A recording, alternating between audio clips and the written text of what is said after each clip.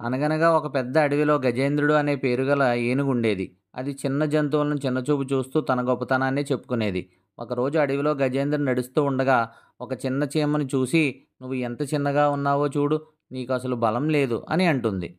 ఆ మాటలకు చీమ బాధపడి, "గజేంద్ర, పరిమాణం ముఖ్యం కాదు, తెలివితేటలు ముఖ్యం" అని అంటుంది. ఏనుగు నవ్వుతూ తన తొండంతో నీళ్లు చల్లి, "నువ్వు నన్ను ఏమి చేయగలవు? వెళ్ళి పని చూసుకో" అని అంటుంది. చీమ ఎలాగైనా గజేంద్రుడికి బుద్ధి చెప్పాలి అని ఆలోచించి గజేంద్రుడి చెవిలోనికి ప్రవేశించి గజేంద్రుడిని కుట్టడం మొదలుపెడుతుంది. గజేంద్రుడు చీమతో, "చీమ, నన్ను క్షమించు, నిన్ను తక్కువ అంచనా వేసి చులకనగా మాట్లాడాను" అని అంటుంది.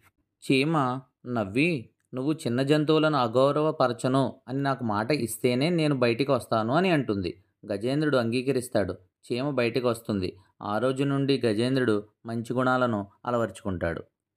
మరిన్ని కథల కోసం మన ఛానల్ను లైక్ చేయండి, షేర్ చేయండి, సబ్స్క్రైబ్ చేయండి. ధన్యవాదాలు.